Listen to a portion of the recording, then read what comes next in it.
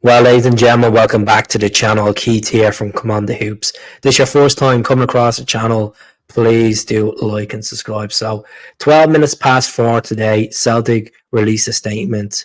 And this is what the statement said. Celtic Football Club today announced that Mark Lawwell, who's the son of Peter Lawwell, by the way, folks, head of first team scouting and recruitment, and Joe Dulgan, lead of first team scout, have resigned from their positions and are leaving the club to pursue fresh challenges.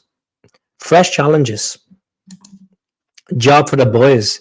The only reason he got the job back in July 2022 because his dad is at the club. His dad is in the hierarchy of the club on the board. That's the reason why he got the job. He worked at Man City for 10 years. Fair enough, but that Man City and Celtic connection has been broken down over the last 2 to 3 years, to be honest. I don't know if it's the case that Man City are not willing to do a bit of work and communicate with their former employee. It could have been that case. What I look at in this situation is left back, we didn't strengthen. Goalkeeper, we didn't strengthen. Striker, we didn't get a permanent striker in. And that's down to poor recruitment. That's down to poor scouting. At the end of the day, Mark Lawwell might tap himself on the back and say, do you know what, I was head of recruitment and scouting when we won the treble. And put the roots in for the treble and done the hard work. I was on the phone the season before getting players in. I've always said this about Celtic Football Club, and I will go on with this. There should be a middleman. Should be a middleman between recruitment, between the CEO, between the chief executive. There should be a middleman there for the manager. And that's on top of the director of football. As I said in the past, Fergal Harkin would have been ideal. I think he's leaving now because in case we don't win this league, he doesn't have to get the blunt of it. He walks away. He's getting his pay until the end of the season. Report he's on gardening leave with Joe Dulgan. And let's look at the players. Now, this picture is from Celtic OK on Instagram.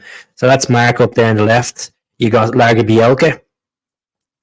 He hasn't played much for Celtic. That's almost a 4 million player. You got Odin Holm. Hasn't played much for Celtic. Kwan didn't see him play competitive football for Celtic. He's now at St. Mirren. Yang starting to get in the swing of things. Marcatillo, a Man City link group with Melbourne City. And he's gone back to Melbourne City on loan. Bernardo, all right, bit of business so far, an obligation to buy. Ida got a lot of abuse from Celtic fans before we signed him, and he's done an all right job. This is a shambolic one. Nicholas Cohn. Nicholas Cohn, at the end of the day, 3.5 million on a 5-year deal. Absolute ludicrous. And that's when you question and say, why are we getting guys from the Austria Bundesliga for 3.5 million who was bought 18 months ago for 500 grand? Ludicrous. Alexandro Berdabay, 3.7 million, another dud.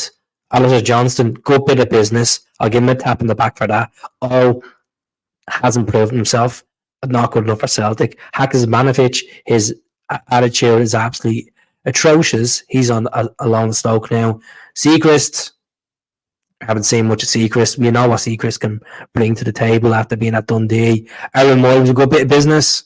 Jens, let's see, he went through 2 clubs in the space of a year after leaving Celtic.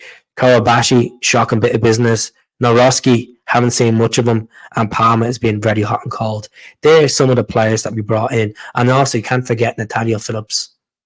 He was a dud. So Mark Lawwell can't go out on a high and realise, oh, you know, I brought these players in. The reason why he's leaving is because if it gets worse, he's not there. So his dad picks up the pieces. His dad even say anything in the statement. It was Michael Nicholson and Brendan Rodgers. And Brendan Rodgers come around and says when he joined the club, talking about the recruitment, how he's impressed that the recruitment department has progressed since he's last been here. What a load of absolute nonsense, folks. First of all, we didn't spend the money in the last window.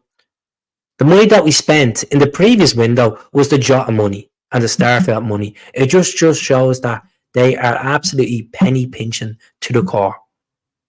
From the top down to the bottom is just an absolute mess.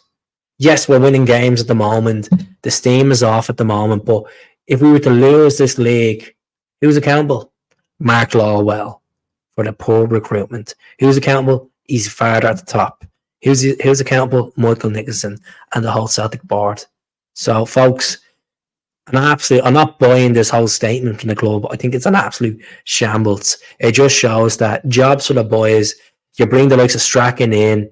You bring the likes of Dermot Desmond's son. I know Dermot Desmond is a majority shareholder of 25%, but his son does all the business from. His son attends all the AGMs from. Just an absolute joke it is. Joke of a club. Well, hopefully one day we'll get rid of this board, and hopefully there will be a board shake-up. As I said so many times on the channel, folks, the Celtic Trust, have a look at their website. Have a look at their website. They have 3% stake in the club at the moment. They're pushing to get 5% so they can call AGMs and actually, challenge the board. Put the questions to the board of the poor recruitment strategy. That's one of the most important things. I've said it so many times. If you're sleeping at the wheel, we don't deserve this league. And the only way we're going to win this league is win all the games with the crop of players we have, and they need to buy into it and believe that they can be champions, because some of the players that have been brought in for the last 2 years are just simply not good enough. Not good enough. They're not at the level.